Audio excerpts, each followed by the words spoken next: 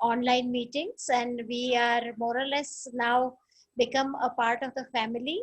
And Dr. Bedi is here to kind of fulfill his role as a liaison person so beautifully, keeping us getting us in touch with Jungian stalwarts. We really are very happy that we'll be hearing from Dr. Ross about such an interesting topic like the archetype of death and immortality. So we are all very eager to listen to that. And next month, of course, we have our ongoing case discussions. So Dr. Nimrat Singh will be presenting, and I'll send a link soon enough in time. And meanwhile, those of you who have not submitted your essays, 30th September is the last date. So please complete your essays and submit by then. I welcome you all to this fantastic to be session on archetype of death and immortality. Dr. Bedi, please. Yes, thank you. So if you kindly mute yourselves except for Dr. Ross and myself, but do not mute your cameras. So your camera should stay on. So first, some brief announcements on behalf of the Ahmedabad Jung Center, and let's see, everyone is in. All right, everyone is in. Okay. So 2 or 3 announcements. Number one, we have a case group supervision in 2 weeks from today, so October 10th, same time. So that's number one. And then our next presentations are October 24th with Dr. Jakala from Pacifica University, and then on November 21st with Dr. Marit Stein from Zurich. So those are the next 2 presentations. So that will be one. What else? I think those are the main things to remember. Scholarships, we are eagerly waiting for your submissions, and we have reviewers ready to review them. And also, Dr. Parikh and I are closely monitoring the pandemic and see if a face-to-face conference is possible in February. If not, we will work together to put a robust and energetic series of conferences so that everyone can participate and we can have a virtual experience. So those are the announcements. I think I not missed anything. So now it's my distinct pleasure to introduce to you my good friend and colleague, Dr. Dan Ross. I've known Dr. Ross for many years, and we are cellmates at the Chicago Institute. He is a leader in nursing care and also has a robust and active psychoanalytic practice in Chicago and suburbs. He works extensively with issues of death, dying, and immortality, working with elderly patients in one part of his life, and the other part, of course, he's a Jungian analyst, and he sort of mixes those 2 universes in a very creative manner. So we are all looking forward to this presentation. Also, I'm recording this, so this will be available to the Ahmedabad Jung Center for their educational purposes only, not to be replicated without permission of Dr. Ross and Ahmedabad Jung Center. So with all that, I will troubleshoot if there's any technical problem to the best of my ability. Let's see, there are 4 more people in the waiting room, so let me make sure that I let them all in before we formally start.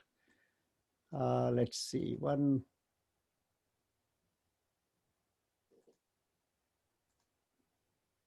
Okay, they're all in.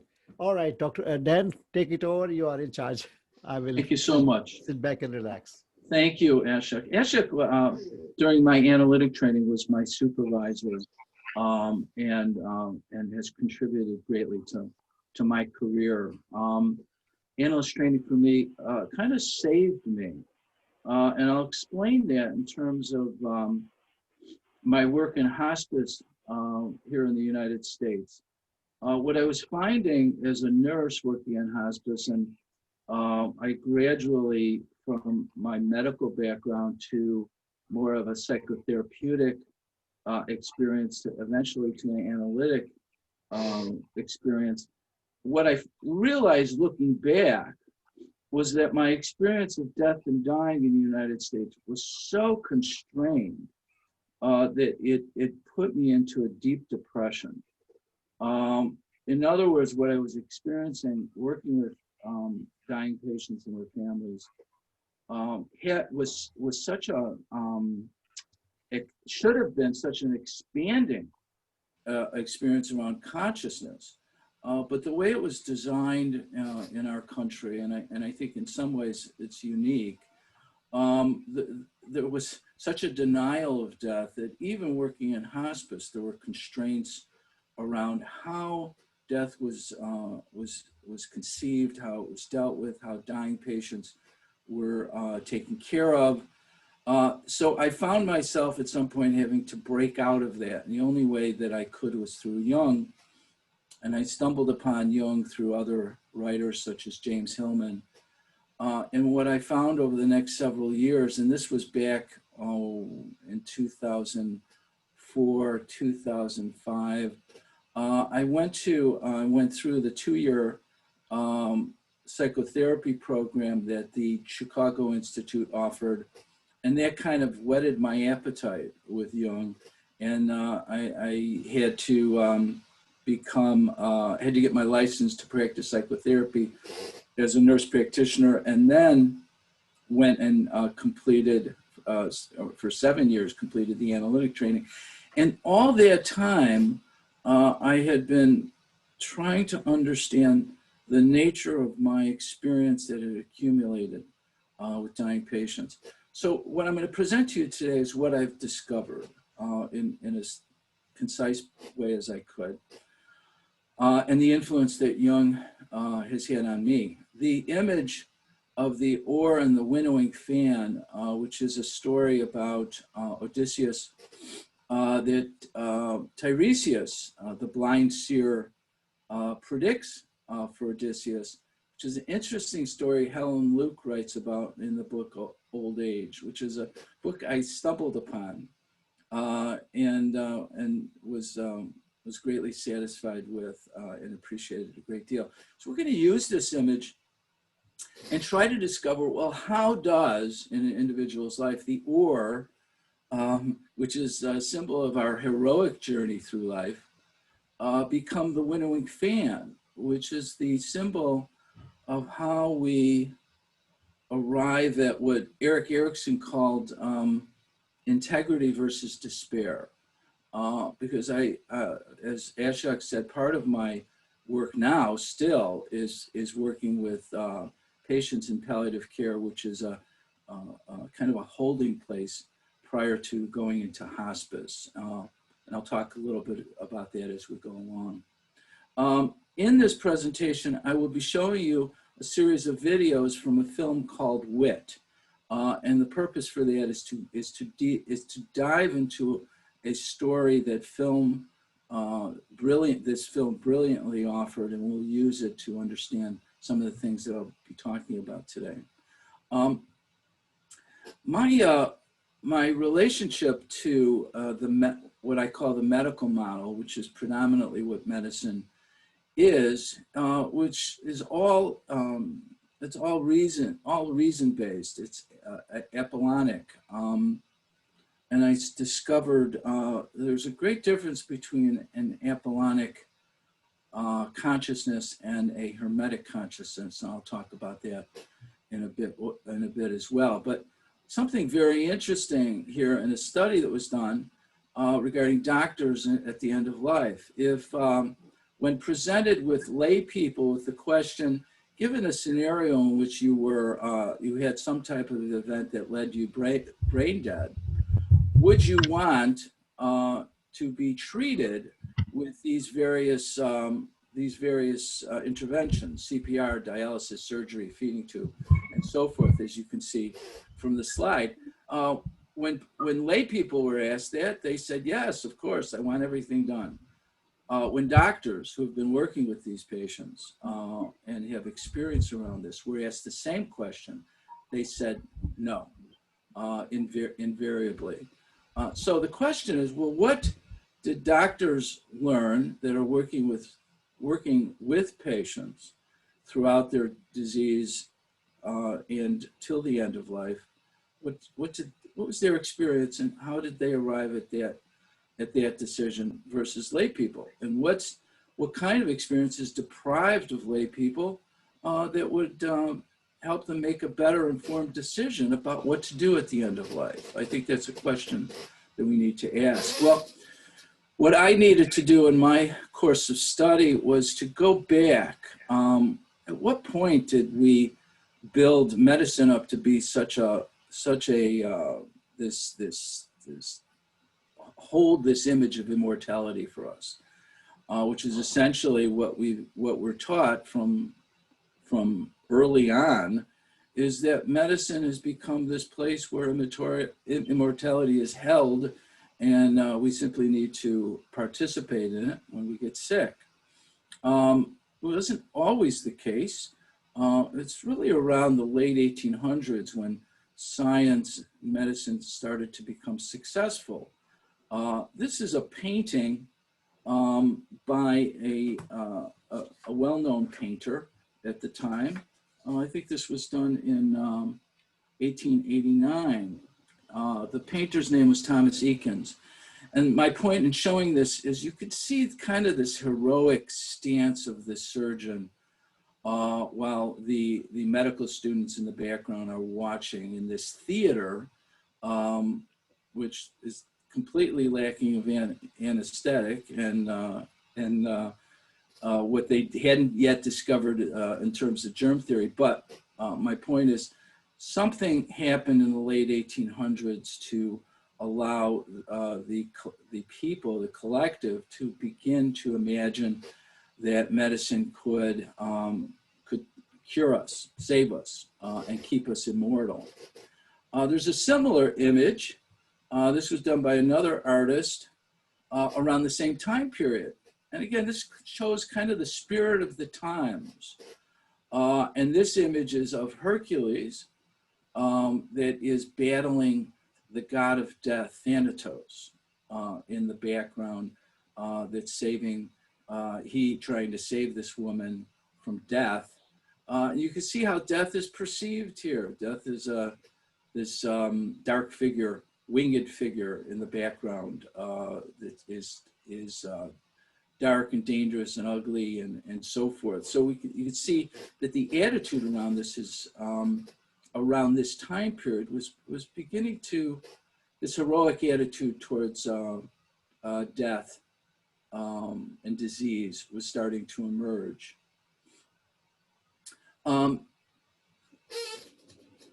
two archetypes that I settle on when talking about the medical model versus what we're going to talk about today is hermetic consciousness. We need to look at the medical model from the standpoint of, first of all, Apollo centers modern man's consciousness. It tends to be one-sided, and we know from Jung's work that his discovery of the unconscious is that there's a compensatory mechanism to the unconscious, and that the unconscious responds particularly to a consciousness that is one-sided and rigid and concrete and imagining that it's in control, responds in a compensatory fashion. And we see this, and I think this is ultimately what made me move out of this particular stance, because it was lacking something that provided meaning to experience. If we look at the hermetic side of this, Hermes was a messenger. He was a trickster. He was the god of boundaries. He also was the god of thievery and cheating and transitions and bartering. So what that meant to me was, in my discoveries, that particularly in the United States, that the medical model was so much in control and so one-sided, it didn't even acknowledge the existence of death. And treated it, even though it experienced it every day, treated it in a particular fashion. That my experience of hospice was moving into a different consciousness. And it was so interesting for so many years. it was as if I was looking at the medical model from a very different place. And it was a place in hospice, it's not, the people don't know about, they still don't know much about it. People discover what hospice is only when it's too late very often, or when somebody becomes terminally ill, and then they may hear about it, that somebody else went through that. But it's always been kept at a distance. There's a couple of things that I learned about hospice. First of all, the clinicians that work in hospice, their attitude towards death and their own mortality changes. I refer to Atul Gawande's book, Being Mortal. It was very, very timely that his personal experience in medicine and his struggles around the medical model eventually he addressed in his book in terms of what he saw as this attempt to constrain the human spirit, and that the drive for and need for autonomy is extremely important and connected to the soul. And then the last part of his book was about his father's dying and how what his experience was in terms of continuing to have to revise his goals in terms of his father's care, because his father was changing in the course of his illness. And this was something that Dr. Gawande was so impressed by and wanted to share to the public with his book. My realization in hospice was that hospice since 1983, when the Medicare benefit came out, was becoming more constrained by rules and regulations. And anytime that happens, we move into the epilogic realm. In other words, in our country in particular, I don't know if this is true in Europe or in your country, but the requirements to get into hospice were rigid. Hospice workers had to prove that a patient was dying in order for them to qualify. It became another institution. And then over time, what emerged in between was what I call the hermetic consciousness, and that we call here palliative care. And palliative care becomes the liminal space between the medical model and what is hospice now. And it's a very sacred space, and I enjoy working in it because it allows me the opportunity to work with people who have been essentially abandoned by the medical model, and now are in this liminal space of discovering what's next. And to be with those patients during that time frame, I think is very, very important to be able to recognize what it is that they're experiencing, because they are moving from the ore to the winnowing fan. So as I grew in my work, I did a lot of teaching of hospice staff over the many years. And one of the things that I discovered was some of the characteristics of the medical model. And I'll share them with you right now. So first of all, first and foremost, prolonging life is the number one achievement. It's an ethical stance. We know this in various ways, but if you think about it, in the 1960s, when cardiopulmonary resuscitation emerged, and kind of was very effectively spread throughout the healthcare system and through the public, people were given the means to be able to attempt to resuscitate somebody through this, through just using your hands and your mouth.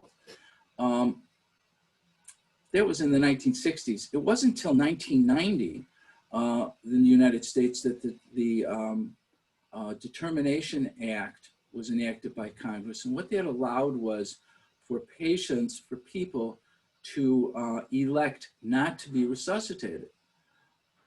So we're talking about a good 30-year difference for the system to arrive at the conclusion that maybe not everybody wants to be resuscitated.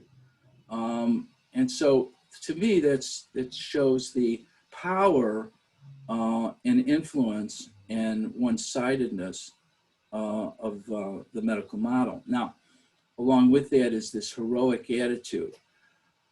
The problem with the heroic attitude in the medical model is it stops halfway. If we use Jung's image of one's life moving from sunrise to the meridian to sunset, and the sun as representing the hero's journey from a medical model standpoint stops at the meridian. But if we look at the hero's journey from a Joseph Campbell perspective, it also includes a descent. And that's something that medicine has ignored for many decades. And so when hospice emerged, it really emerged as a sector of the healthcare industry and in response to the one-sidedness of the medical model. Also, other characteristics of this thinking is directed thinking. If we look at Jung's definition or distinction between directed thinking and fantasy thinking, death is viewed as failure. And this is palpable whenever I'm working with doctors that are taking care of patients before they transition to hospice. It's very, very difficult for them to transition to an approach to care that includes the idea of accepting the idea of death. This is a very rational approach, left brain approach. Most of this characteristic is focused on data rather than the personhood of the patient they're working with, and change is imagined from the outside. It's treatment from the outside. It's chemotherapy, it's interventions, procedures and stuff. Very interesting statement by Jung. He said this a couple of times in a couple of different ways, a few different times. We are so convinced that death is simply the end of a process that it does not ordinarily occur to us to conceive of death as a goal and a fulfillment, as we do without hesitation the aims and purposes of youthful life and its ascendance. When I started presenting the idea in my teaching about hospice staff, that death can be conceived of as a goal, and if we do conceive of it that way, then it kind of forces us to change our perspective on life. But my finding was, even in training hospice staff, this was a difficult idea for them to accept. I then became very, very fascinated in the course of my analytic training. This is what Jung called amplification.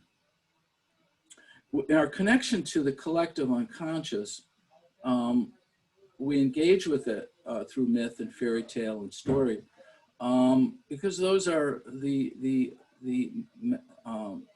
expressions of the collective unconscious, and they have a great deal to teach us. When we engage with a particular story, we find ourselves reading a great deal about them in terms of commentaries and research and such. Jung would say that this is a visionary story, and what it means, it goes beyond the story itself to the archetypal realm and engages us on a very, very deep level. And I've learned over the years to really allow myself the time to engage with such a thing. Gilgamesh is a story I'm still studying. There's much written about it. It's an interesting story that they found these tablets in the mid 1800s, and we're still talking about it, writing about it, and fascinating with the story.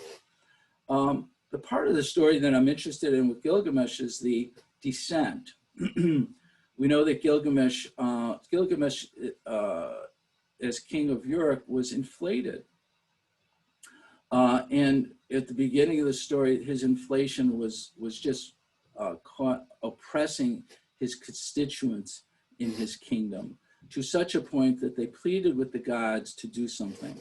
So the gods' answer to that was to create a similar being, but different, they called Enkidu. Enkidu became we could call it shadow, we could also call it anima figure for Gilgamesh. His relationship to it, I think, is fascinating, because although at first his response to Enkidu was to battle it, because Enkidu was trying to balance him. His existence was meant to balance his inflation.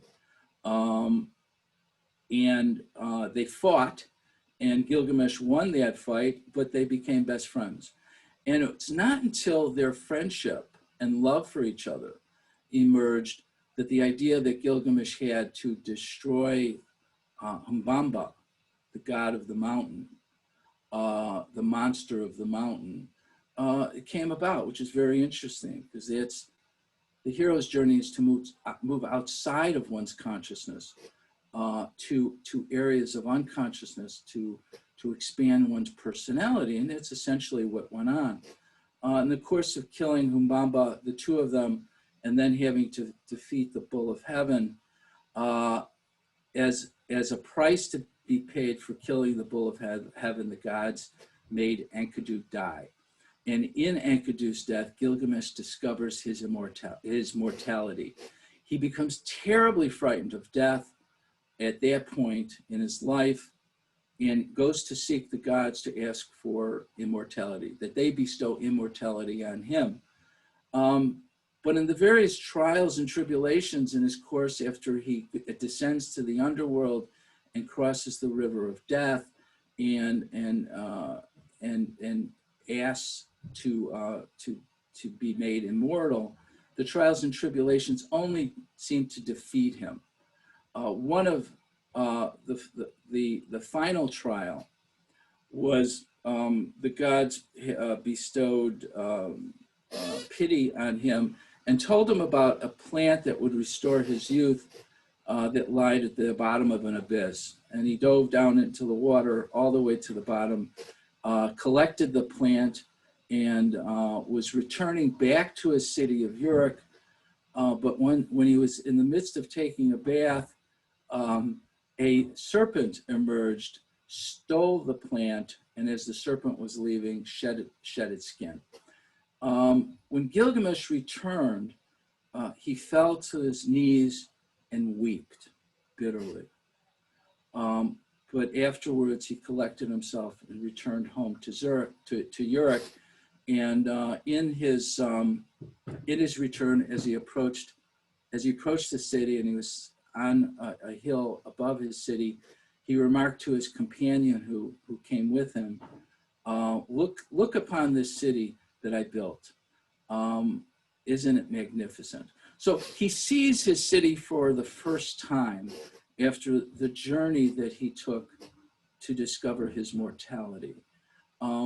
He was too inflated at the beginning of his journey when he was too oppressive of his people. He was too inflated to understand what it was that he contributed to the world. So instead, he wanted to compensate for true immortality, to compensate for a simple plant, which has been throughout history. This story is thousands and thousands of years old, and 2,500 years before Christ, or before the Common Era. And so this shows us a relationship, a historic relationship that people had, and a consciousness that people had. It's far different than what we have today. If we look at a more modern story, we have a story that's simply unfinished, because Victor Frankenstein imagined that he was going to conquer death and remove death from life's experience. and in creating the creature and trying to overcome death, he actually creates his Enkidu. In other words, with Gilgamesh, the gods created Enkidu as a balance to Gilgamesh's inflation. In Frankenstein, he created his own balance to his own inflation, but he rejected the creature that he created rather than embraced him and love him. And that is the tragedy of Frankenstein. So this first, what I've written here is Victor Frankenstein's account of when he had a dream, and after the dream he wakes up and the creature is looking at him, reaching for him, and how Frankenstein projected onto this creature something that wasn't naturally there. If you really look into Shelley's writing of this story, you can see that this creature brought innocence into the world and was looking upon his creator with love, and all he was looking for was his recognition and love in return. But that was denied him, and instead the creature turned on him and sought revenge by killing all who was important to Victor Frankenstein.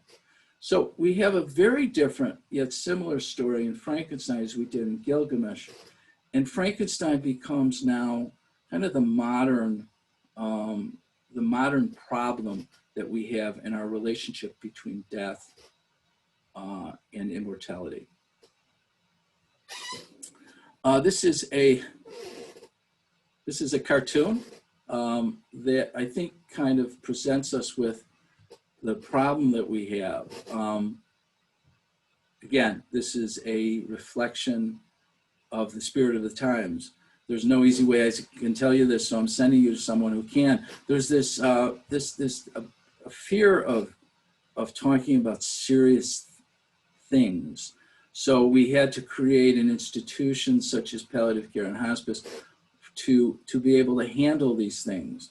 The problem is that the very doctor or clinician that takes on the transference of the patient during the heroic phase of the journey, ideally is the one that carries them the rest of the journey. But right at a very important part in the patient's journey, when he reaches a place where medical science is no longer able to sustain him, that doctor in our country abandons the patient to hospice or palliative care, in which another doctor or doctors or clinicians take over the care. So we have a breach right at the most important time in this patient's journey under our medical system. Now, I'm going to show you a clip from a film, and I'll tell you a little briefly about what the film is about. The movie was based on a play. It's about a woman who is 50 years old. She's a professor of English literature, working in the field of John Donne. She's a specialist in the poetry, the sonnets of John Donne. She works at a university and holds a high office there. And this is her first meeting with her oncologist, played by Christopher Lloyd. This first encounter, to me, is very, very important. In the film, it's played out in a particular way based on the nature of Vivian, who is the woman, and Dr. Kalikian, who is the oncologist. And as you can see, when I show this film, each of their natures comes out. And there's much that they don't talk about or are not addressing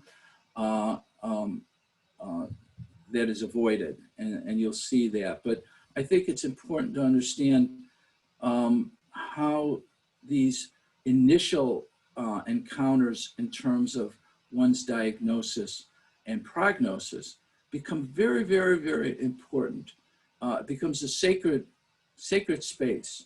And I found over the course of my career, myself in many of these encounters many of these spaces where this type of discussion has to take place, and how to navigate it, what emerges archetypally in these spaces, I think is very important, and we'll talk about it.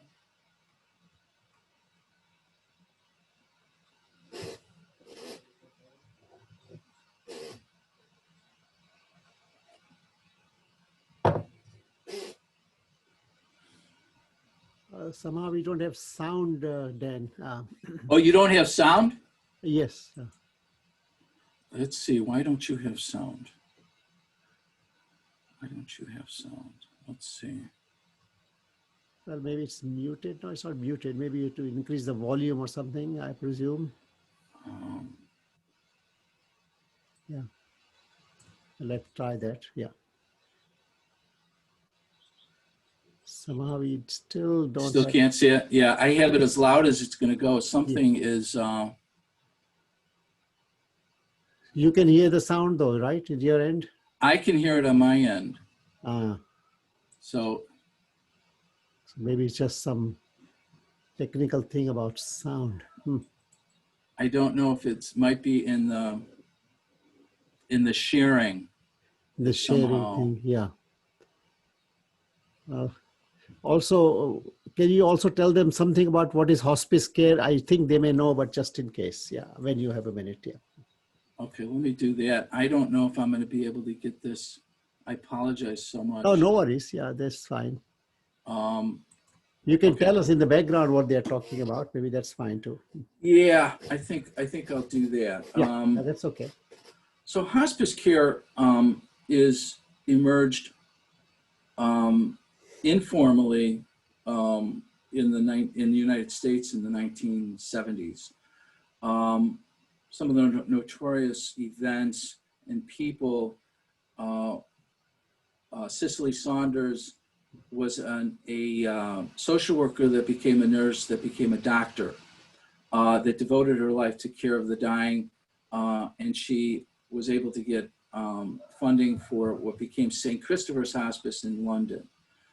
St. Christopher's Hospice became the model for hospice care for a long time. By the time that it influenced the United States, around the time that the Elizabeth Kubler-Ross began working with dying patients in the late 60s and early 70s, hospice became something that the public was asking for. And they were asking for it in response to what was being experienced as this one-sidedness with medical care. And the reaction was profound when Kubler-Ross published her book on death and dying. She, the public had a loud response to it, and it was simply Dr. Kubler-Ross interviewing and working with patients and discovering some patterns in terms of what she was experiencing with patients that have been diagnosed with a terminal illness, and then through the course of interviewing them until their death. Those patterns included the idea that there might be stages which are not really stages, that included denial, anger, denial, bargaining, depression, and ultimately acceptance. And that became a model for the United States in terms of what is the psychological reaction to a terminal illness. Hospice emerged then in the United States in a different form. It was not building-based, was not based in any inpatient setting per se. The focus of the 1983 Medicare benefit for hospice in this country was to keep patients at home as long as possible, and ultimately, ideally, for them to die there. But even with hospice and with that support at home, many patients in the United States are still dying, either in hospitals or in nursing facilities. And I think that speaks to what we're talking about today in terms of how we approach death and the desire for immortality, and how we concretize immortality to prolonging life rather than understanding immortality is really at discovering the winnowing fan of discovering what our life was about and being able to do the work of that. So much consciousness at the end of life for so many people is spent in treatment and trying to prolong life, that there's little room for hermetic consciousness that comes up. And I'll give you an example. So instead of the film, and I apologize for that, I'm going to give you some cases. Someone has suggested that you can look for the option to share system audio and then it should be audible. So I think you may have to, I don't know how that works, but if you look in the chat, someone has given a suggestion about the audio. Let's see, high video piano, original sound. Let's see, original sound. Let me try that. Yeah, I could try that, see if it works. So. Is that working? No, not really. No. Not yet? Okay. No. I'm still looking here. It's not video. It's in here. Share system audio. Audio settings. Auto. Let me try something. I'm going to take myself off. Sure, this. yeah, that's fine. Mm-hmm. Okay. Realtek. Okay. Let me try this. This is a different audio system. Okay. This is my computer audio system. Yeah. So. Go on. Yeah, we can hear them. Yeah, we can hear them. Now you can hear it. Professor Okay, Rosemary. good. Like yourself, Dr. Kalikian. Yes. Now then, you present with a growth that unfortunately went undetected in stages 1, 2, and 3. Now it is an insidious adenocarcinoma. Insidious. Insidious means undetectable at an early stage. Insidious means treacherous. Shall I continue? Oh, by all means. Good. In invasive epithelial carcinoma, the most effective treatment modality is a chemotherapeutic agent. We are developing an experimental combination of drugs designed for primary site ovarian with a target specificity of stage 3 and beyond administration. Am I going too fast? No. You will be hospitalized as an inpatient for treatment each cycle. After the initial 8 cycles, you will have another battery of tests. The antineoplastic will inevitably affect some healthy cells, including those lining the gastrointestinal tract from the lips to the anus and the hair follicles. We will, of course, be relying on your resolve to withstand some of the more pernicious side effects. Miss Berry? Oh, I beg your pardon. Do you have any questions so far? Please go on. Perhaps some of these terms are new? No. You're being very thorough. I make a point of it. Now, I always emphasize it with my students. Oh, so do I. Thoroughness, I always tell my students, but they are constitutionally averse to painstaking work. Yours too. Oh, it's worse every year. Well, mine are blind. No, well, mine are deaf. You just have to hope. I suppose so. Where are we, Dr. Berry? I believe I was being thoroughly diagnosed. Right. Now, the tumor is spreading very quickly, and this treatment is very aggressive. So far, so good. Yes. Better not teach next semester. Doctor's question. The first week of each cycle, you'll be hospitalized for chemotherapy. The next week, you may feel a little tired. The next 2 weeks will be fine, relatively. It's 8 months like that. This treatment is the strongest thing we have to offer you. And as research, it will make a significant contribution to our knowledge. Knowledge. Yes. Here is the informed consent form. Should you agree, you sign there at the bottom.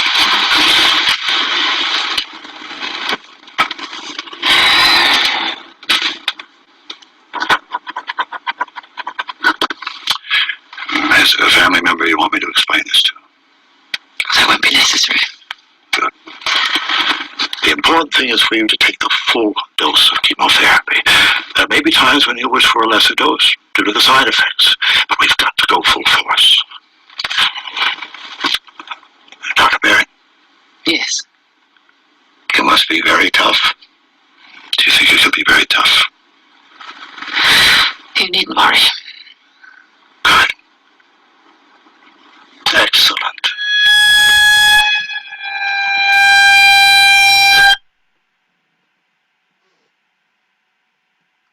Okay.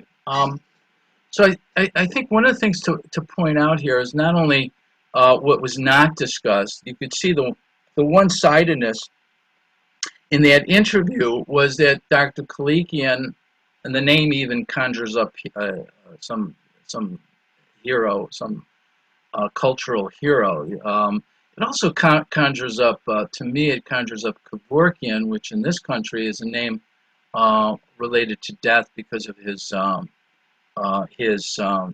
mission in providing physician-assisted death. So the author of this play brought up a lot of imagery around this one-sidedness of the medicine as a patriarchal system. But we have here a patient, a woman who is a specialist in language, and she was not about to be subjugated by Dr. Kalikian. But there's a subtle seduction going on here, and the seduction is around immortality. He suggests to her, now advanced ovarian cancer at this time, when this story was written, had a death sentence. There was no effective treatment for it. So what Kalikian is offering here is a protocol of chemotherapy that's never been tried at extreme doses, and he's basically experimenting. But he's not really saying that. What he is offering her is the chance to make a contribution to knowledge. Now, for somebody that is in the field of research, as she is, that would be something that would be tempting for her. But what it does, in its one-sidedness, it denies her personhood, and it's that personhood that emerges in the rest of the story. A very interesting essay I encourage you to go back to that almost has almost mistitled, the therapeutic reaction of value of abreaction by Jung. This was published in 1954. It's a wonderful essay. It really has more to do with transference. And what he says here is very interesting. And he was speaking to the contrast between his form of analysis and Freudian analysis, in that the transference becomes very, very important, and the sudden severance of their transference is always attended by extremely unpleasant and even dangerous consequences, because it maroons the patient in an impossibly unrelated situation. Now, this happens when a doctor that is following the patient through this heroic journey of battling death, when the patient is then transferred to hospice, or medicine says there's nothing more that can be done. The transference that was very important to the relationship that you could see developing between Vivian and Dr. Kalikian from the very beginning becomes very important to the healing of the patient. So from the previous scene, we get this sense, first of all, in this story, there is no mother. We have, there's one scene which I don't show you, in which she is a little girl. She's having now flashbacks, or she's actually, it's not a flashback. She's searching her memory for experience that could help her cope with the current dilemma that she is in, which is confronting the end of her life. And one of the important memories and experiences she has was graduate school and her relationship to professor, her advisor in her studies of John Donne. And this scene relates to that. Oh, yes. Your essay in Holy Sonnet 6, Miss Baring, is a melodrama with a veneer of scholarship unworthy of you, to say nothing of done. Do it again. Oh, I begin with the text, Miss Baring, not with a feeling. Death, be not proud. Some have called thee mighty and dreadful, for thou art not so. You've entirely missed the point of the poem, because I must say you've used an edition of the text that is inauthentically punctuated. In the Gardner edition of the text... but that edition is checked out. I'm sorry. You take this too lightly. This is metaphysical poetry, not the modern novel. The standards of scholarship and critical reading which one would apply to any other text are simply insufficient. The effort must be total for the results to be meaningful. Do you think that the punctuation of the last line of this sonnet is merely an insignificant detail? The sonnet begins with a valiant struggle with death, calling on all the forces of intellect and drama to vanquish the enemy. But it is ultimately about overcoming the seemingly insuperable barriers separating life, death, and eternal life. In the edition you chose, this profoundly simple meaning is sacrificed to hysterical punctuation. And death, capital D, shall be no more, semicolon. Death, capital D, comma, thou shalt die, exclamation mark. If you go into this sort of thing, I suggest you take up Shakespeare. Gardner's edition of the Holy Sonnets returns to the Westmoreland manuscript source of 1610, not for sentimental reasons, I assure you, but because Helen Gardner is a scholar. It reads,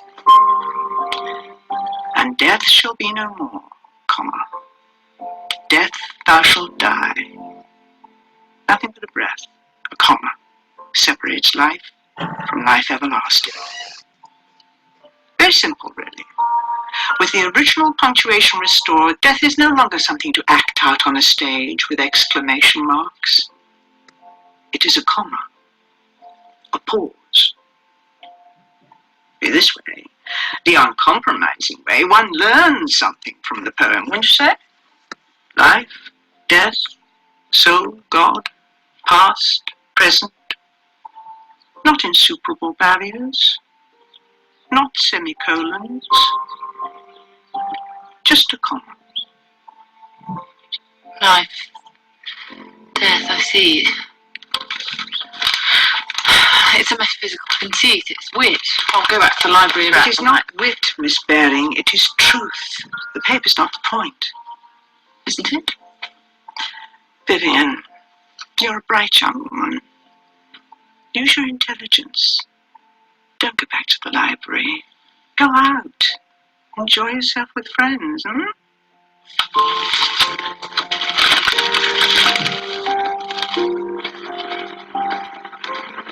I went outside. It was a warm day. There were students on the lawn talking about, well, nothing, laughing. A simple human truth. Uncompromising scholarly standards. They're connected. I just couldn't. I went back to the library. So what we have here is Vivian is struggling with something, and this is where the Apollonic consciousness becomes restricted and constricting. And what she's struggling into is a different way of looking at her life. The fact that she is now in the present receiving chemotherapy, as you can see with the baseball cap that she has on, and she has lost her hair, and she's well in the thick of treatment. The fact that she's looking back on these experiences is very, very important to her individuation. The image of Professor Ashford, and if you could tell from the scene, she was moving from the scolding professor advisor to the motherly figure, because she had within her the ability to, she had the personality that allowed for her to adjust to what she saw as a woman that was not working hard, but that was struggling coming to the meaning and purpose of everything that she's studying, including or especially the work of John Donne and what it all meant. Jung's Red Book was about this confrontation for him, within him, between the spirit of the time, and this is what he says about the immortal in him. The spirit of the time in me wanted to recognize the greatness and extent of the supreme meaning, but not its littleness.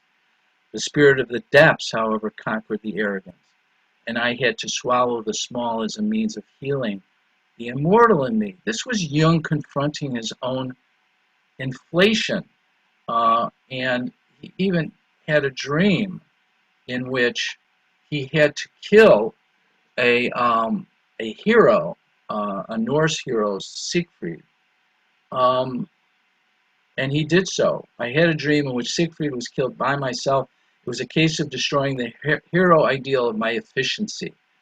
This has to be sacrificed in order that a new adaptation can be made. In short, it is connected with the sacrifice of the superior function in order to get the libido necessary to activate the inferior function. Now, this is Jung by 1925 in his 1925 seminars, looking back on what he discovered in the course of his creative illness of 1912, 1913, 14, and so forth, in which, after his breakup with Freud, he went through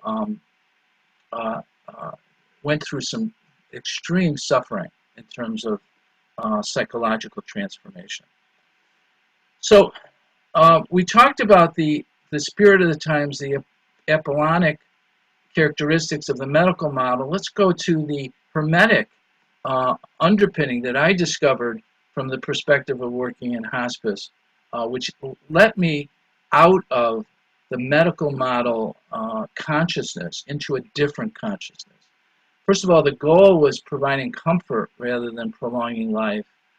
It was something about letting go of heroism that was important, the letting go of one's self. The struggle that Vivian is having is that her heroic ideal of who she is now being challenged because it's no longer serving her at this particular stage in her life when she's confronting the end of her life.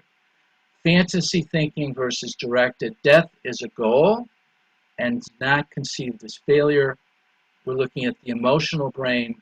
We're focusing on personal experience or narrative rather than data, and change comes from the inside.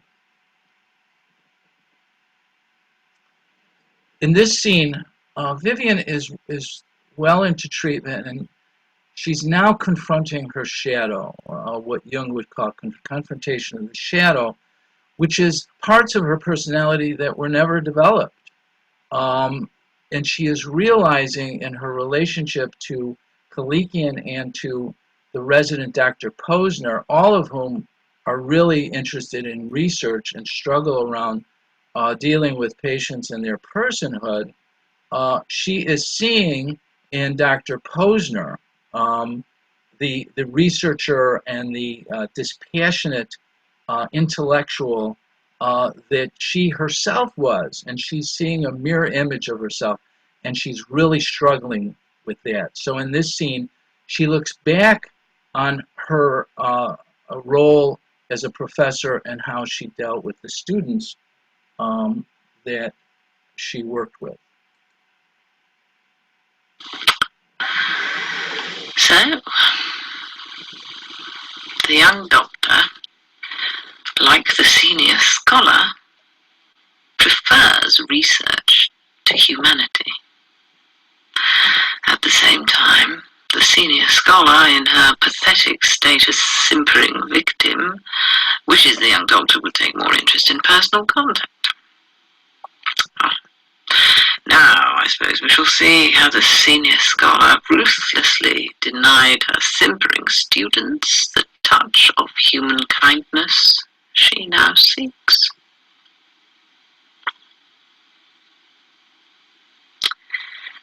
How then would you characterize you?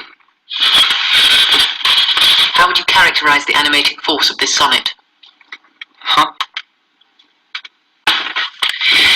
In this sonnet, what is the principal poetic device? I'll give you a hint. It has nothing to do with football. What propels this sonnet? You can come to this class prepared, or you can excuse yourself from this class, this department, and this university. Do not think for a moment that I will tolerate anything in between.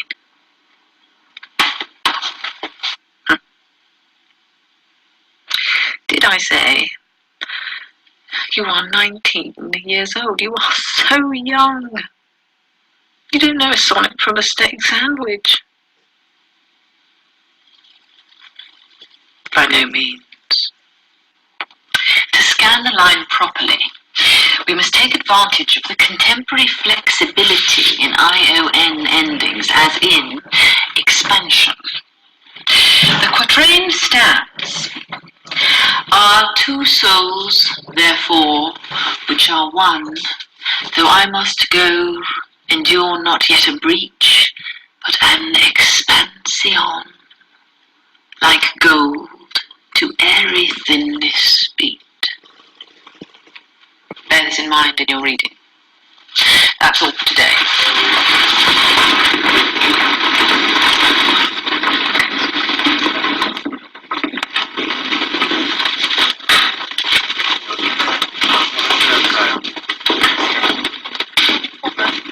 Professor Baring, can I talk to you for a minute?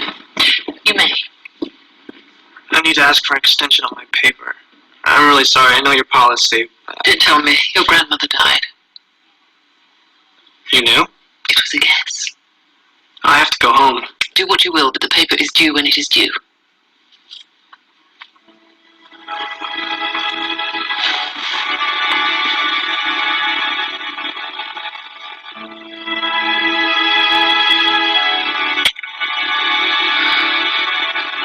I don't know. I feel so much.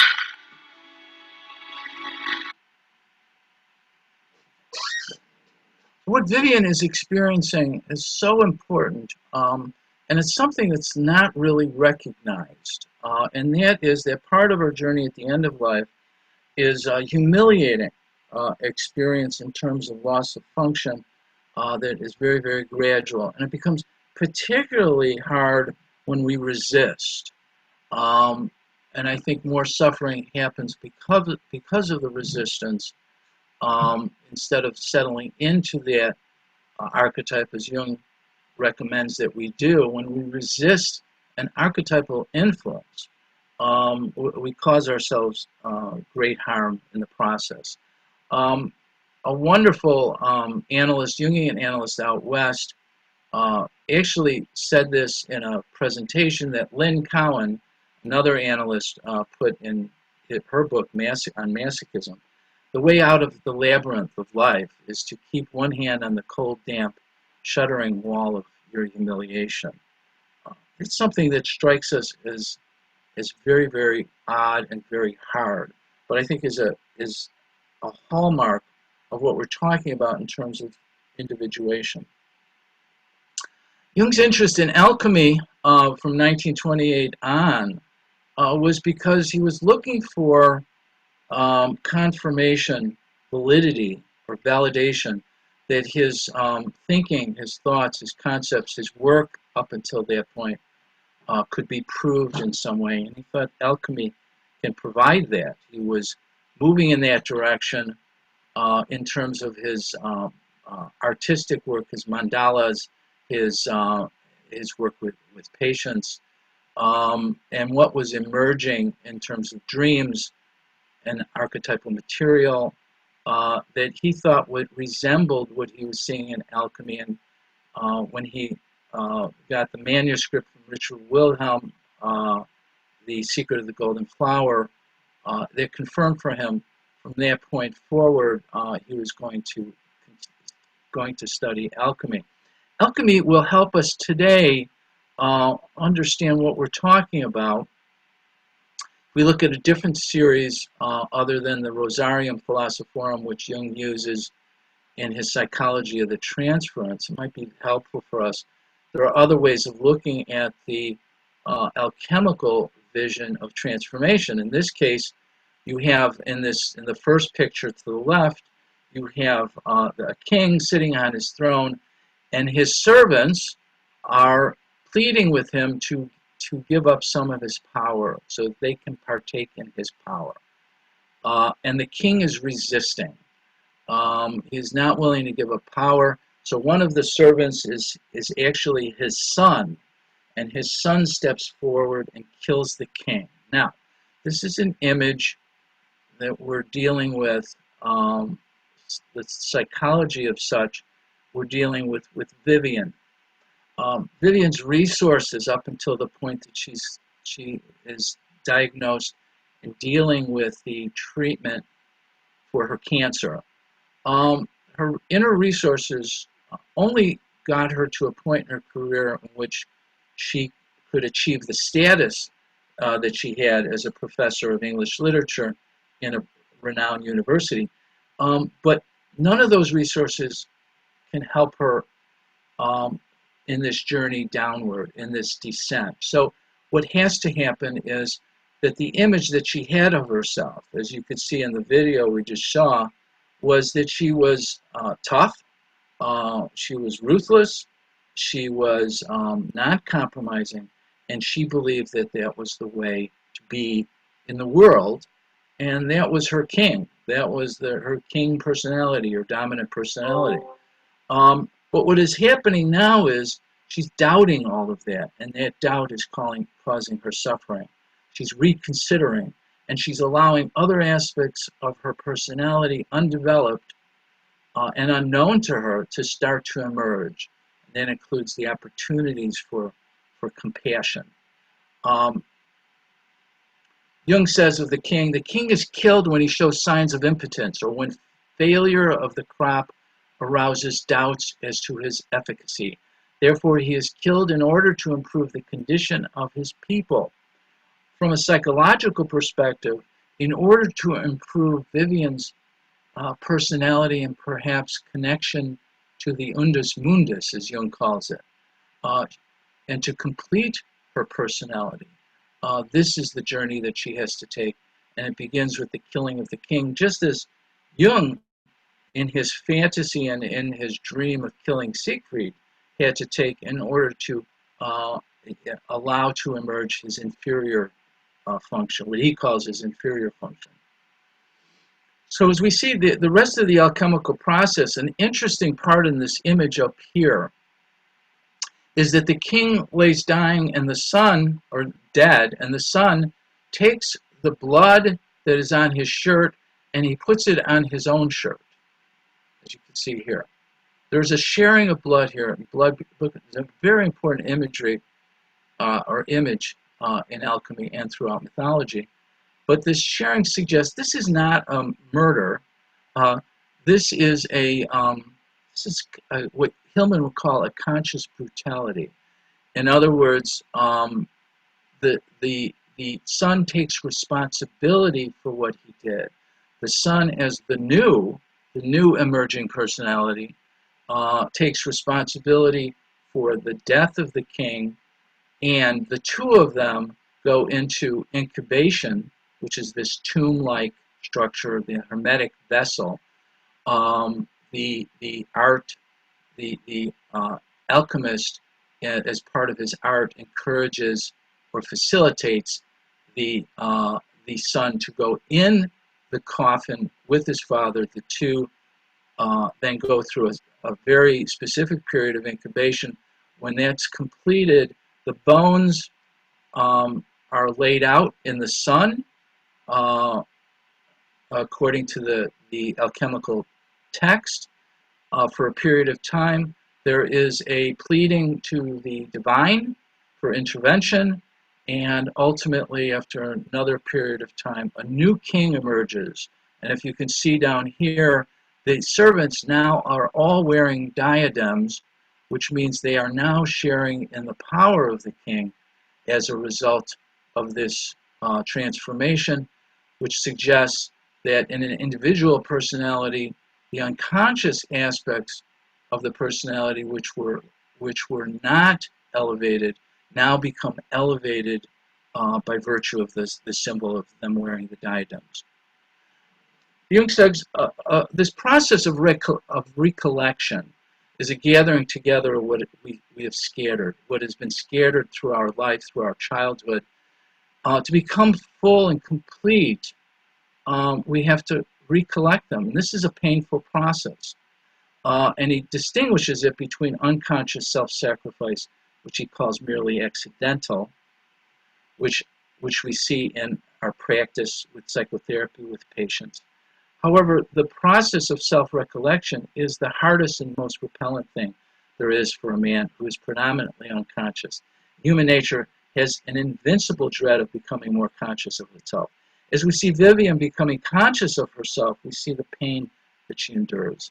And we'll see that in this follow-up scene in which a new character emerges, in which she has a relationship with a nurse, a particular nurse, in which a healing process occurs that does not occur with anybody else that she's exposed to.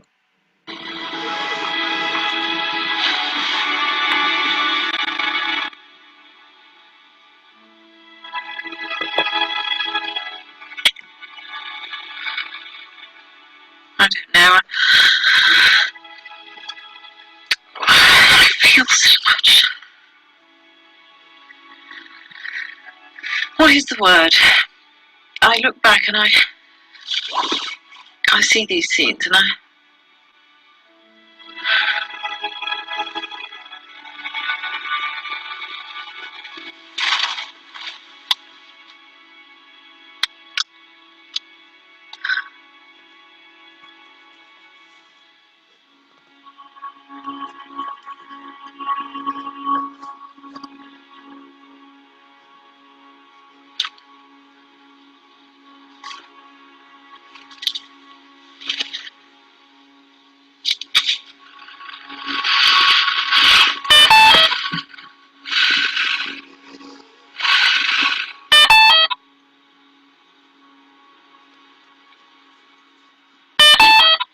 Sparing? Is that you beeping at 4 o'clock in the morning?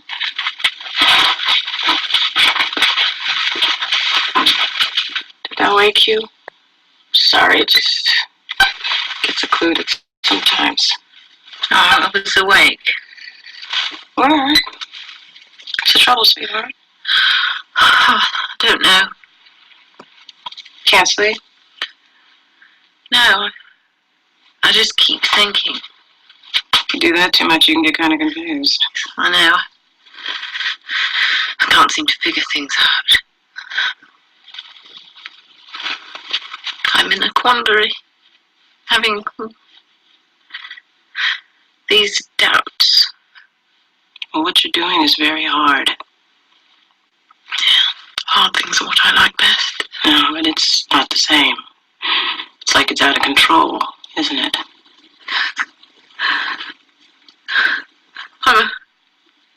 I'm scared. Of course you are.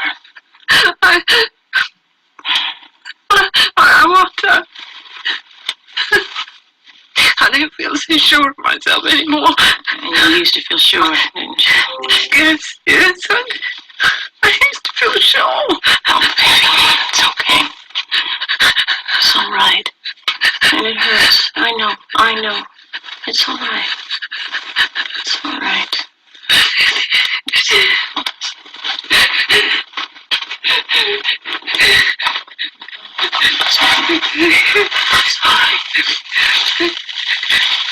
Vivian, it's okay. It's all right. Hey, Vivian? You want a popsicle? Please. Okay. I'm gonna go get one. I'll be right back, okay?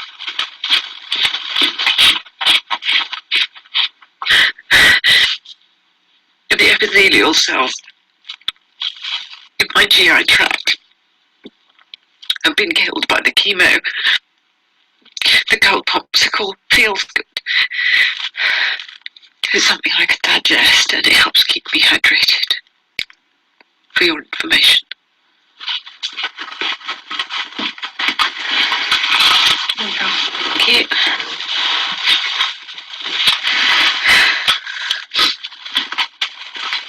Yeah. You sure? Thanks. Cute.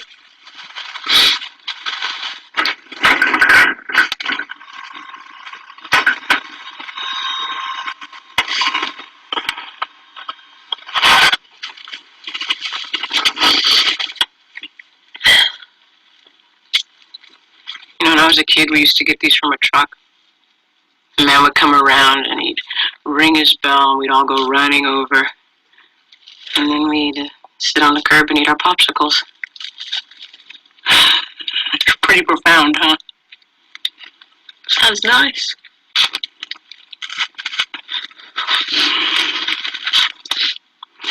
Vivian, there's something we need to talk about. That you need to think about.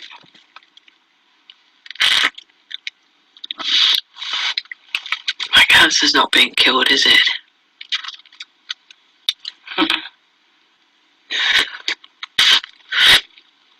They never expected it to be, did they? Well, they thought the drugs would make the tumor get smaller. And it has. It's gotten a lot smaller.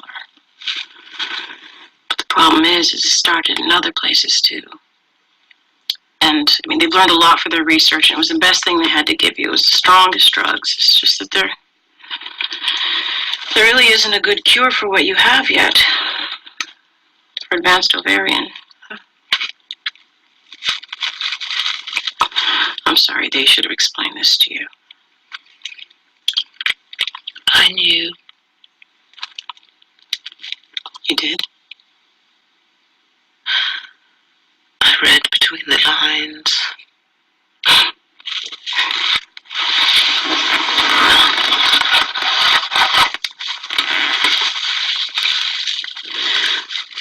What you need to think about is your code status. What you want them to do if your heart stops beating. Well, you can be full code, which means that if your heart stops, we'll call a code blue, and the code team will come in and resuscitate you and take you to intensive care until you stabilize. Or you can be do not resuscitate, which means that if your heart stops, we'll just let it. You'll be DNR. And you can think about it, but I just wanted to present you with both choices before Kalikian and Jason come in and talk to you. You don't agree about this? They like to save lives, so anything's okay as long as the life continues. Doesn't matter if you're hooked up to 1 million machines. Kalikian's a great researcher, he is, and the fellows like Jason, they're really smart. It's an honor for them to be working with him. They always want to know more things. I always want to know more things. I'm a scholar. Or I was. When I had shoes. When I had eyebrows. Okay, well that's fine. I mean, you'll be full code.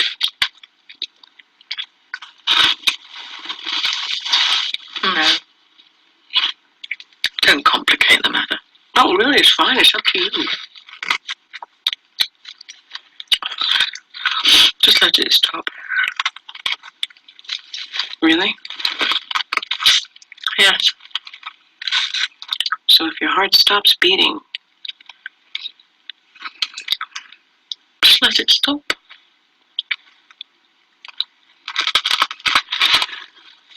you sure? Yes. Okay. Okay, I'll get Kalikian to give the order, and then... Susie. Yeah? You're still going to take care of me, aren't you? Of course I am. Don't you worry, sweetheart.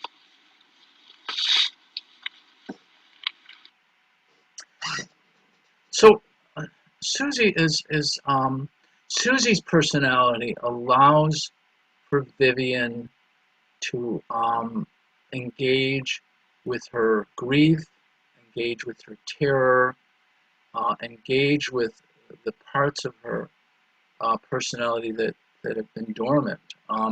You could see in this one scene, which I think is brilliantly played out with the image of a popsicle, which is an image of childhood, which I think is very important to Vivian's personality.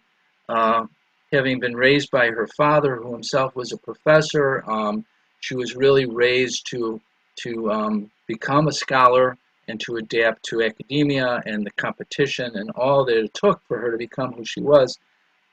We suspect she didn't have much of a childhood, and she certainly couldn't engage with childish emotions and fears and terrors and such.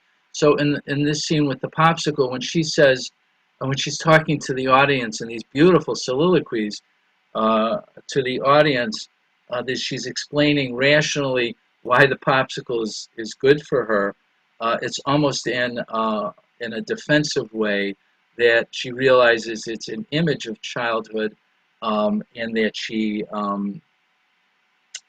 telling us that she has a rational explanation for it. It's as if the image couldn't sit for itself, that there's still this very proud part of her personality that continues to emerge. But with Susie, we see the hermetic side of consciousness emerging and being recognized by Susie, which is very important.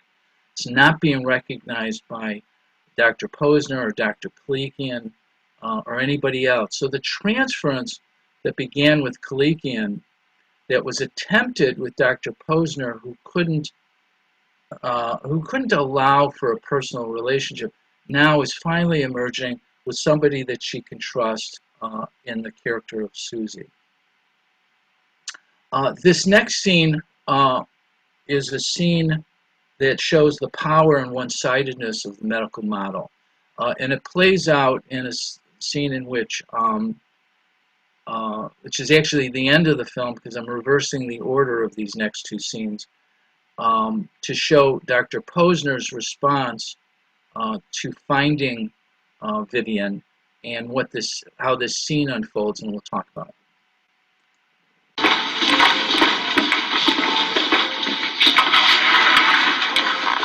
Professor Baring, how are you feeling today? 3 p.m. my V hydration totals 2,000 in, 30 out. Oh, that's it. Kidney's gone. Professor Baring?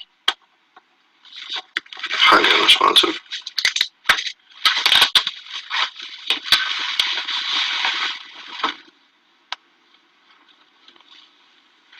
I see.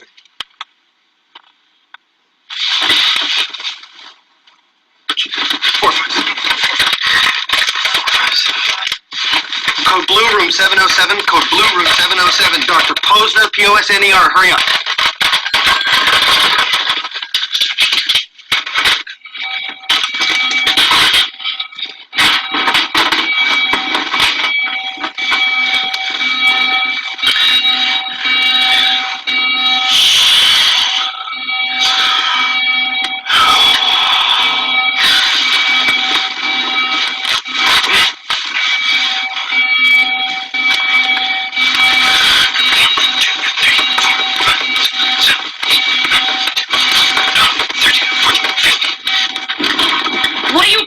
Goddamn code! She's DNR! She's research! She's no code! Jason! She's no code! Kalikian put the order, you were right there, you saw it yourself! God, the code! 575. Cancel code, room 707. Sue Monahan, primary nurse. No, Dr. Posner. No, I got it. No. Get out of the way. Patient is no code. She's DNR! Let's move it. Patient is DNR! Clear! Listen! Back away from the resuscitate! Put the machine on, let's go! The patient There's no pulse. code. Doctor, get that boy on the roller. Ready? Get the boy on the Stop it. Charging. Listen to Give a 1 minute battle back now. Here's back. Go in, my car. I'm doing this. Stop. Okay, I'm sorry. No. Let's go, come on. Move out the way. Go. Clear. I made a mistake. No code. The patient is no code. Who the hell are you? I'm Sue Monahan. I'm the primary nurse. Let me see the goddamn chart. The patient is no code. Just get away from her. Do not resuscitate. Kalikian. The order was put in yesterday. It's a doctor's quote. What is he, a resident? Got us up here on a DNR. Call the code and a no code.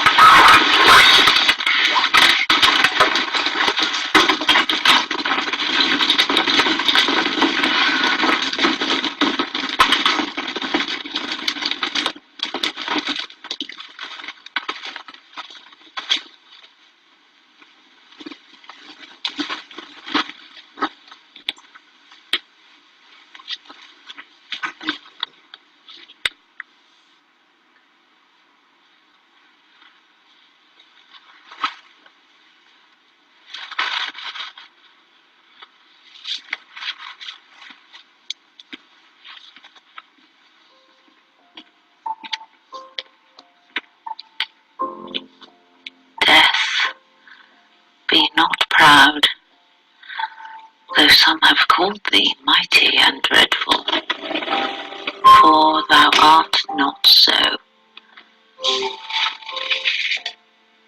For those whom thou think'st thou dost overthrow, die not, poor death, nor yet canst thou kill me. Thou art slave to fate, chance, kings, and desperate men, and dost with poison, war, and sickness dwell. And poppy or charms can make us sleep as well and better than thy stroke. Why swell'st thou then? One short sleep past, we wake eternally, and death shall be no more, comma. Death, thou shalt die.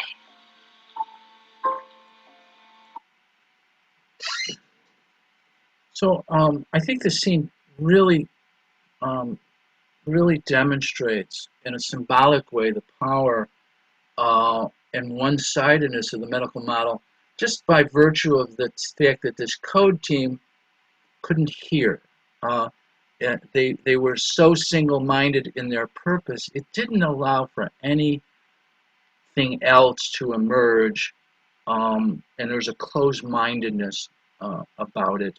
And the fact that there was a betrayal of trust that Susie carried in terms of the fact that Vivian was resuscitated or attempted resuscitation, even though she signed a DNR order, you could see the rage in her.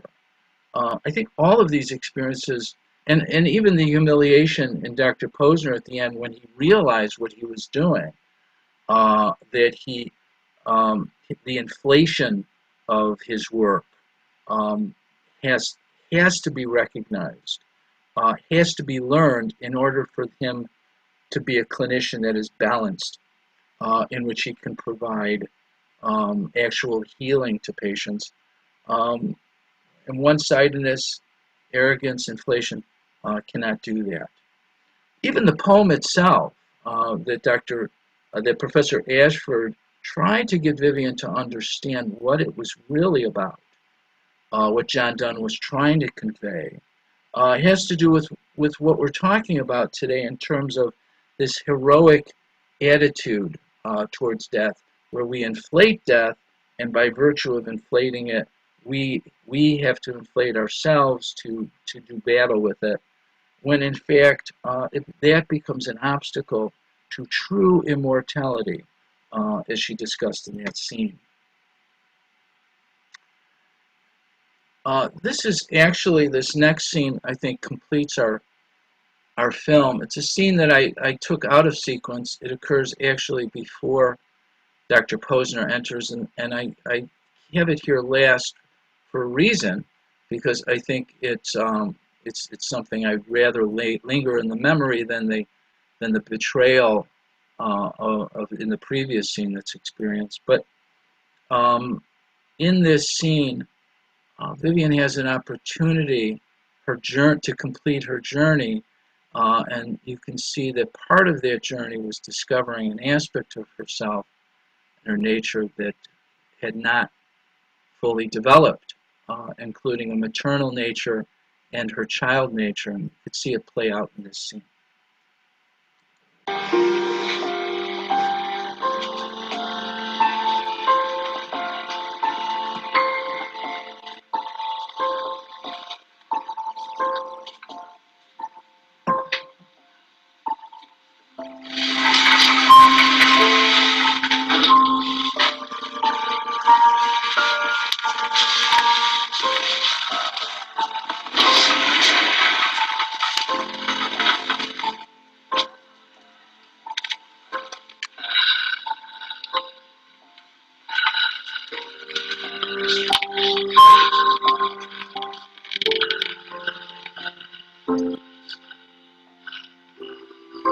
Vivian?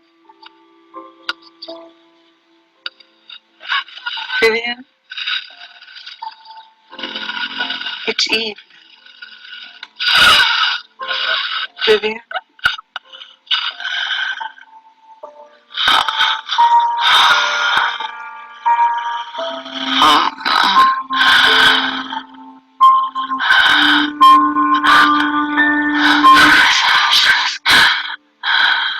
Oh, God. I'm in town visiting my great-grandson, who's celebrating his 5th birthday. I went to see you in your office, and they directed me here. I'm walking all over town. I'd forgotten how early it gets chilly here.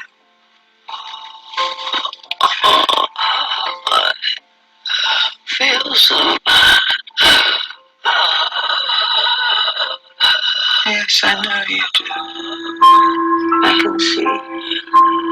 Oh, Oh, dear. Oh, there.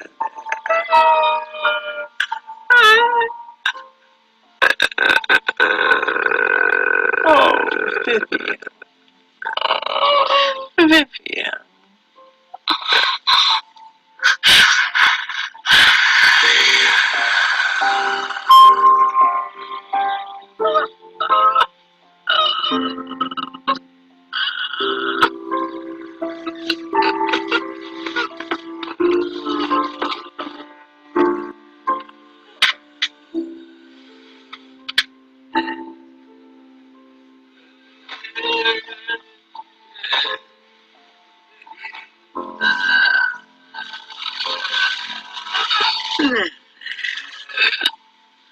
There, Vivian.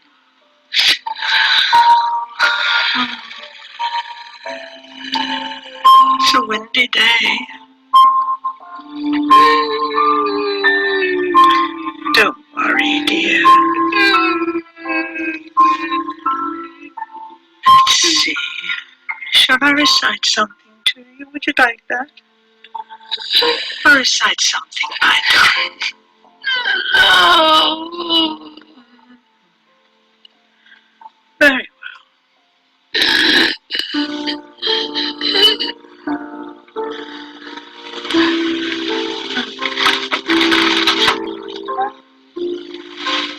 Let's see.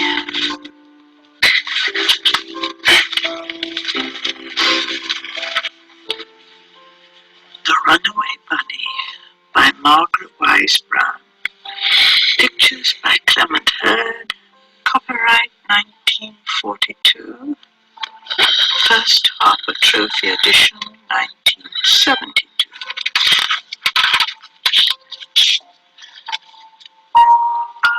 Once there was a little bunny who wanted to run away. So he said to his mother, "I'm running away. said his mother. I will run after you, for you are my little bunny.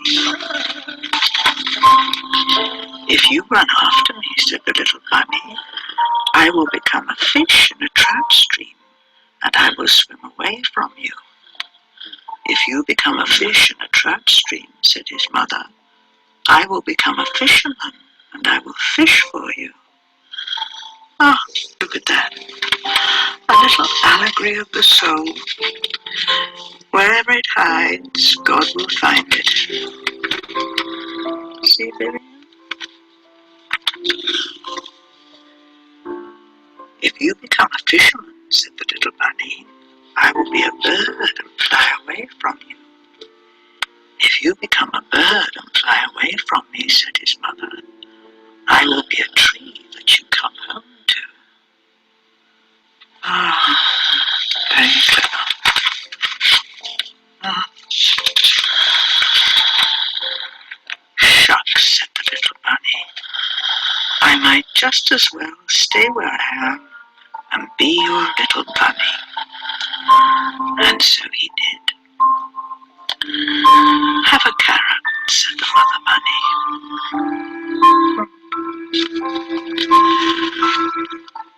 Wonderful.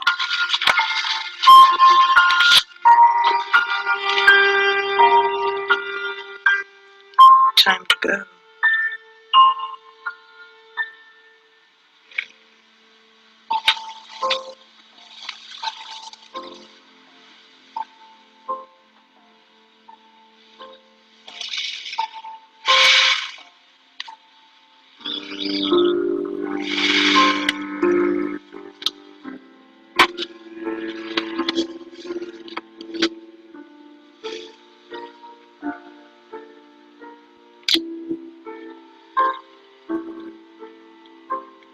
And flights of angels sing thee to thy rest.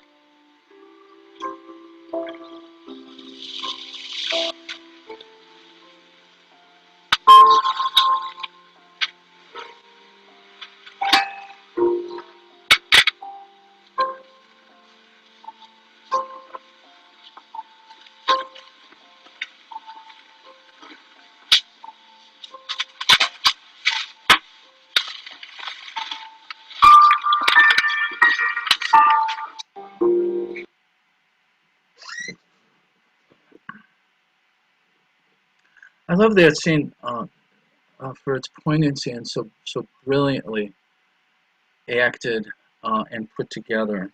But what I imagine that Vivian's journey and her suffering allowed her to arrive at a place in which that experience could take place, and that all that preceded her, if it didn't happen,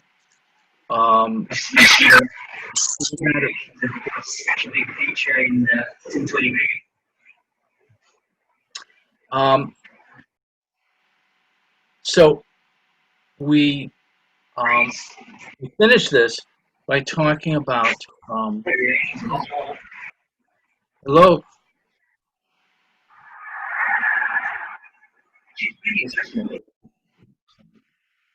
Okay. By the image of the winnowing fan. So we can see that the heroic journey of Vivian's life that is so well played out in the whole film, in that she's using the words of Donne to discover the lost or the undeveloped aspects of her personality, to allow them to emerge, but also to mourn the missed opportunities in her life, which is what the end of life is about. When with Tiresias' prediction of Odysseus, when Odysseus is told that he is going to, his last journey in life is an inland journey, and he will carry with him one single well-honed oar. And he will go inland until he arrives at a place in which a stranger emerges and asks him, what winnowing fan is upon your shoulder? A winnowing fan is a tool that was used in those days to separate wheat from chaff. It's shaped similar to an oar, but it holds the wheat. And when the wheat is thrown up in the air, the wind blows the chaff away. And so it's a way of separating the two. The heroic attitude is used to change and look at one's life from a different perspective. And that requires the work and pain and suffering that we see in Vivian's, in this film, in Vivian's work. Helen Luke says, do you not know that your travels, your achievements and failures, the gains and losses to which your winged ship carried you, were slowly forging for you a winnowing fan? Everything that Vivian accomplished in her life, she accomplished so that it could be used, and in many ways dethroned the king status of her life that she achieved, had to be dethroned so that she can experience her life in a fuller way. And that's how our heroic attitude becomes the winnowing fan. And then lastly, and I'll share with you a experience I had with a patient. I have several, but I'll share one with you. But lastly, in Memories, Dreams, Reflections, Jung wrote a whole chapter on life after death, and this is what he said, which is very meaningful to me. A man should be able to say he has done his best to form a conception of life after death, or to create some image of it, even if he must confess his failure, not to have done so as a vital loss. Imagining life after death, even if we can't conceive it, but attempting to, really says more about our life, because it raises the question, well, what have we left behind? What are we leaving behind? And that's the winnowing fan that we need to look at our life, look back on our life, to extract meaning from it, and to come to some judgments, and also to mourn the missed opportunities. I will share with you an experience I had with a patient that I think will make sense, and how we move from, and can move, or we're moved by the hermetic consciousness that breaks through from within the Apollonic consciousness. I was seeing a woman, about 60 years old, who had severe metastatic cancer of her liver and bile duct. And from the time I saw her, she was suffering with pain and such. And also she was receiving chemotherapy. I was seeing her under palliative care, and I realized from the very first session that she was needing more psychological assistance, and that the doctors in place regarding her managing her symptoms were doing the best they can with that. So I began seeing her weekly, and in the first session, she announced to me that she did not want to talk about death and dying, and if I did, I would be kicked out. And it's not an uncommon statement from a patient. And I assured her that I would not be talking about anything that she did not want to talk about. She struck me in that first session as a very young woman, actually a young girl. There's something about her personality. I'm going to call her Jackie. It's not her real name, but it's similar in that her personality was very little girlish. And if you work with patients psychotherapeutically, you get a sense about patients, regardless of their chronological age, what their conscious age is, or their unconscious age, I should say. And so she had this little girlish aspect to her personality. She was quite charming. We got along very well from the beginning. Her daughter sat in on the session, in the first session. By the end of the session, I gave her permission, the two of them, that in my next, when I came next, that if she wanted to speak to me privately, she had permission to, and I was glad I said that, because by the next session she asked that her daughter leave after the first few minutes where we initially talked about her treatment stage and how she's responding to it and some of the more practical aspects of what was going on. Her daughter left and gave us privacy. And Jackie revealed to me that she was really struggling with her treatment and the fact that she believed that her daughter and granddaughter really wanted her to continue the treatment and to work hard in prolonging their life because they didn't want to lose her. And her struggle was around the suffering of going through the treatment, the nausea and vomiting that she experienced, the pain that she experienced from the cancer, and fulfilling the wishes and desires of her daughter and grandchild, and also her oncologist. And she had a strong relationship with her oncologist. There was a strong transference there that I respected and was very important. But over the next several weeks, as I met with her, as she got worse, she couldn't eat, she was losing weight, she was still experiencing side effects, not only from the cancer and the treatment, but also from the opioids we were using to manage her pain.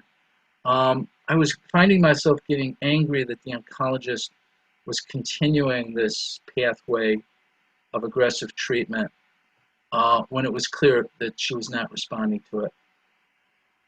I found myself, this was well into my analytic training at this point when I was seeing this patient, and I told myself I had learned to let things be and to kind of hold what it was I was experiencing for the opportunity for something new possibly to emerge. But it was very difficult. There was a home health nurse that was also seeing her that would call me up complaining about the oncologist and his lack of, seeming lack of empathy for what was going on. Now, I knew from Jackie's history that when she was a little girl, 13 years old, her parents divorced, and she, her father moved out. Her mother had another boyfriend. The boyfriend that moved in and didn't get along with Jackie. They fought. So her mother told Jackie to get out. She moved in with her father, who was a drug dealer. And when she discovered this, and when he asked her to assist him, she left her father. She moved in with a friend of hers whose parents were willing to take her in at that stage. And she stayed with them until she went to college. And then after college, she got married and had a child and so forth. And the rest of her life evolved. She was very angry at her parents and her child's situation and had not mourned it. But in one session, I was curious about what the first encounter was with the oncologist around the discussion of her diagnosis and prognosis. And similar to what you saw with Kalikian and Vivian, but a very different situation. When I asked her about this, now this is after 8-9 weeks of visiting her. Why I hadn't asked her before is a mystery to me, because I often do. But in this case, when I asked her, she said, well, he told me that I only have 3 months or so to live, and he recommended hospice. And she broke down in the office, and she begged him to not give up on her. And when I realized, when she said that, I had envisioned that the oncologist was more like Kalikian, who was gung-ho with chemotherapy and was not listening to other needs that she might have. When I realized that he adopted an attitude of aligning with what her wishes were, which was to not give up on her, I realized that she was enacting the betrayal that she experienced in childhood, in which her parents gave up on her. And that this relationship became very, very sacred between her and the oncologist. And I pointed out to her, and I became very emotional within myself because I realized that the anger I had towards the oncologist completely dissolved, completely went away, because I realized what had transpired was very, very important to Jackie's individuation. And it was only a couple days after that encounter, and I pointed out to her that I thought that what she had done with the oncologist and what he had done with her in their relationship was something that was waiting there to be resolved from her childhood. And she very tearfully agreed with that. And it was after a couple of days from that session that she met with the oncologist, and they both agreed on hospice. And Jackie was then converted into hospice and was cared for the remaining days that she had, which was about another week. She was taken care of. There was staff at her side 24/7. She was well cared for. But I think that's the image of something emerging hermetically that broke through this epilogic plan, whatever the plans were, the oncologist plan, everybody's plan. The unconscious was really in charge here because it allowed something that was unresolved in Jackie's life to reach resolving in a similar way that we saw depicted in the film. Okay, we have a few minutes left. I'll open it up to any questions. If you want to stop the screen share, then everyone can be on the screen and then they can ask questions. Absolutely. Okay, so I will let Dr. Meenakshi make some comments, and then she can invite people to ask a few questions, and only those invited should unmute themselves. So go ahead, Dr. Meenakshi. So the non-verbal comment is that nobody moved for 2 hours. Nobody asked for a break. I'm sorry. So, yeah, that is the best compliment that we can offer you, Dr. Ross. It was wonderful. And it kind of gives a whole new perspective to this issue of death, mortality and immortality that all of us have to face one day, whether we see it close to us or in the distant future and don't prefer to think about it, but one day we have to face it. And I'm sure that not just for the patients but for our own selves, whenever that time comes, a lot of reflections from these past 2 hours are going to be remembered. Thank you. Yes. So, and well, it was great. And if anybody does have any questions, we have a few minutes. So, or even comments or suggestions are welcome. Whoever wants to, please raise your hand and unmute yourself, and you can go ahead.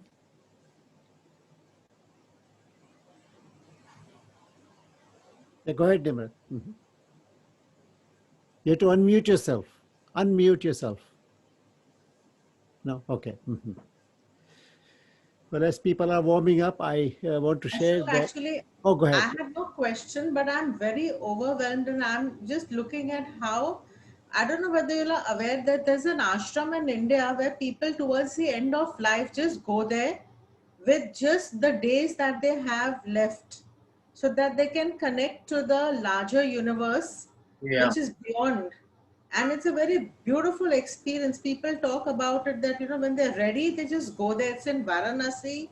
It's somewhere close to the Ganges. Wow. And it's a beautiful, I mean, they're just all prepared, all ready. And I think it's very close to the way we see it as a Sikh community. We know, as Hindus, we believe there's a life beyond this.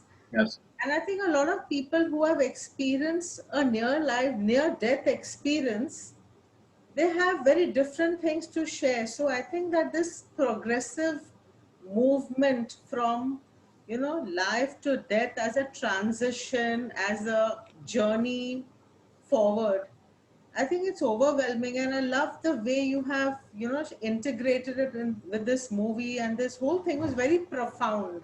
Honestly, I was recalling the loss of my father, my mother, um, and yet, there's a beauty around it. It's enigmatic.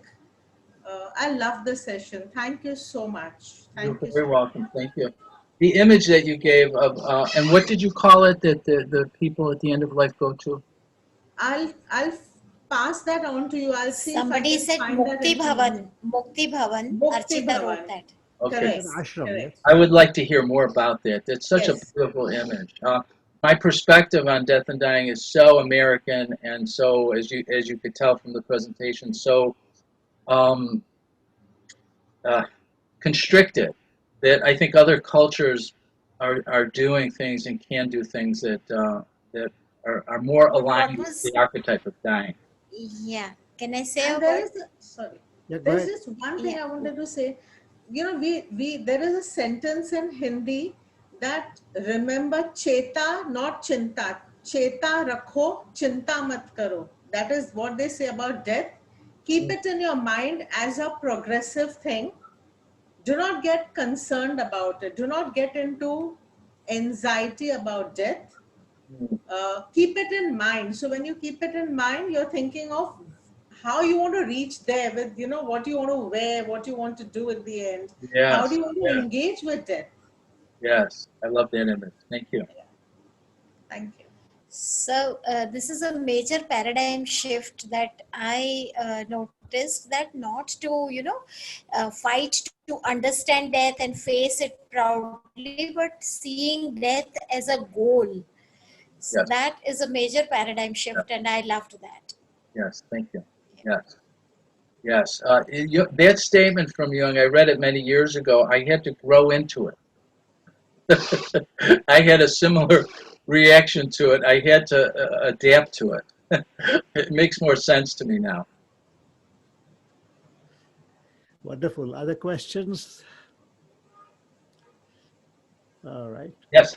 Okay. Well, if not, what a remarkable morning or evening for all of you. I go ahead, Meenakshi. Do you have a question? I wanted to share something, Sure, not please. really a question.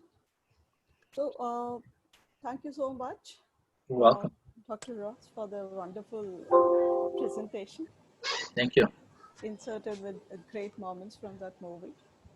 Thank you. But the whole thing reminded me of a book I read, When Breath Becomes Air, by Dr. Paul Kalanithi.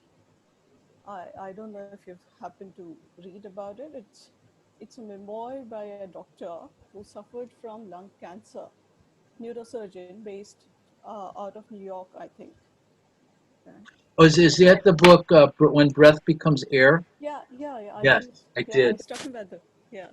I did. It's a beautiful, beautiful book. Beautiful book, and I think it revoked all the memories of reading that book. Yes, Amazing experience and a very different take on death. yes, What yes, essentially Jung talk about and what you were talking about. yes. Thank So you. I Yeah, just that book was wanted very meaningful. to Wonderful. share that. Thank you for Can sharing. I? Himanshu, go ahead. I would like to share three uh, approaches to dying which are not the commonplace ones. A group I have seen which wants to go and die at a place called Varanasi in India. The idea is they will find some guru and they will have an enlightened death. The second group is somebody that I have personally known, go back to their childhood home and where it all started.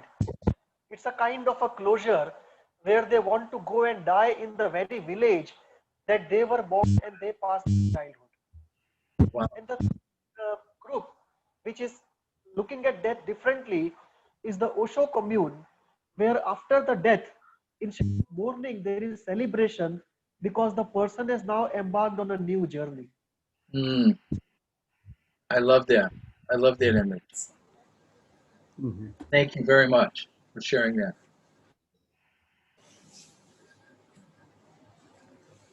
All right. Other thoughts, questions? Thank you, Ashok. I have to cut off to go to a patient. I have a patient. Oh, yes, I know you have a patient soon. Yeah. So thank you for joining us. Once again, I will get in touch with you, but this is wonderful. And once again, my gratitude. Thank you very much. Thank you all. Okay, bye-bye. Thank you, Dr. Ross, Thank you from the so whole much. Ahmedabad Jung Center. All You're right, welcome. thank you. Thank you so much. Thank you. Okay, so you can Okay. hang up if you want. Yeah, that's fine. Thank you. So we will also close in a minute. Anyone? Yes. We will be meeting in 2 weeks. And I know some of you had a question about supervisors and analysts. Dr. Meenakshi has name of 3 or 4 analysts who are based, Yes. who are available for supervision as well as analysis. One in India, I think the one who's supervising the Bangalore group, and a number of others. Yeah. All committed to low fees according to Indian standards. And secondly, they are all committed to come to India in foreseeable future. So they are the ones chosen so that they can be, so that you have face-to-face option is not a problem. So that is the reason we have chosen them, and they're all vetted by myself and Dr. Murray Stein, who's sort of a grandfather of Jungian community globally. So you can contact Dr. Parikh and she'll be glad to facilitate that for you. All right, so call it a day on that one. You all stay safe, be well, take care of yourselves, and I look forward to seeing you in 2 weeks. All right? Yes. Yes. Thank you. Bye. Bye, Bye-bye. everyone. Thank you. Bye.